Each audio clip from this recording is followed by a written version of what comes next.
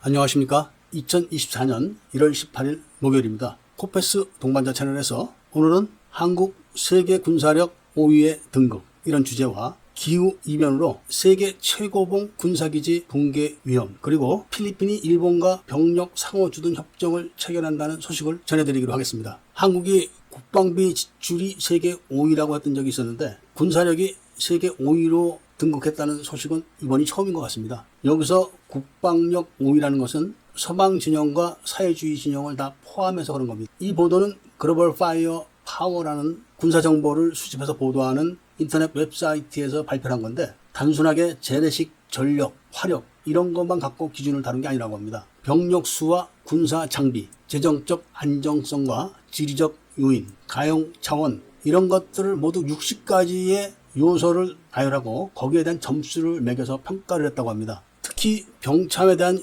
효율성을 아주 높게 평가를 한 걸로 보도되는데, 그런 전체적인 그림으로 놓고 봤을 때는 미국이 당연히 1위입니다. 그리고 러시아가 2위로 등극이 돼 있는데, 지금 우크라이나와 전쟁을 하는 걸 놓고 봤을 때는 2위가 아닐 것 같습니다. 60가지 요소를 놓고 봤을 때 러시아가 2위라면 중국의 실정은 어떨지 참 답답합니다. 그런 중국이 지금 3위에 링크가 돼 있고 4위는 인도입니다. 그리고 바로 대한민국이 5위고 6위가 영국이고 7위가 일본이며 터키가 8위입니다. 그리고 파키스탄이 9위고 10위에 이탈리아가 링크가 돼 있는데, 아마도 이것은 나토 국가들이 지금 전시 체계가 아니니까 국방력 강화에 몰두를 하지 않아서 이런 결과가 나오지 않았나, 이런 생각을 해봅니다. 한국은 준전시 국가 체제로 군대를 운영하기 때문에 5위에 링크가 되어 있는데, 일단 한국이 세계 국방력의 5위다 이렇게 외신들이 보도를 하니까 기분은 나쁘지 않은데, 마음속으로부터 그래 우리가 5위야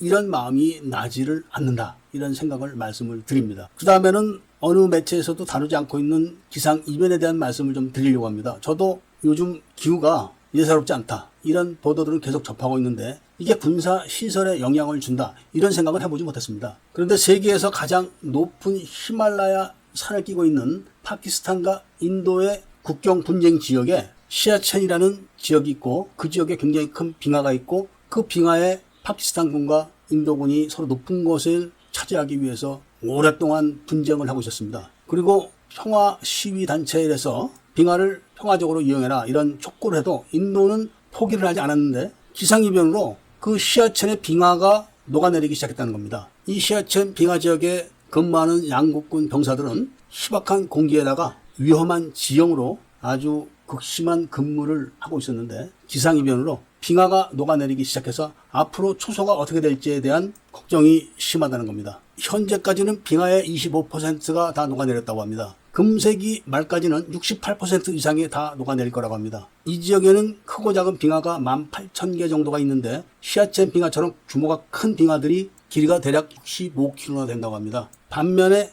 해수면이 상승해가지고 바닷가에 위치한 군 초소나 기지들도 지금 영향을 받고 있다고 하니까 기상이변이 군사 문화에 끼치는 영향도 적지 않다고 할 것입니다. 다음은 필리핀이 3월 말까지 일본과 상호 병력 주둔 협정을 체결한다고 합니다. 일본도 중국과 영토 분쟁을 하고 있는 당사자이기 때문에 현재 중국과 직접 영토 분쟁을 하고 있는 필리핀과 손을 맞잡는 게 그렇게 이상하게 보이지는 않습니다. 그런데 일본과 필리핀의 협력 강화가 중국의 돌연성과 문제가 심각하게 관련되어 있기 때문에 중국이 가만히 있지 않겠다고 하는 겁니다. 필리핀 북부 지역과 일본의 남단에는 해협이 있는데, 이 해협을 미국 해병대가 지키고 있습니다. 특히 미국 해병대는 이 해협을 막기 위해서 무인 미사일 차량들을 많이 운영하고 있습니다. 이렇게 되면은 필리핀과 미군과 일본의 병력들이 상호 주둔하게 되는 겁니다. 얼마 전에 일본 자위대가 수빅만에 와서 훈련을 하고 돌아갔습니다. 그런데 필리핀이 남중국해에 있는 9개의 전략적인 가치가 높은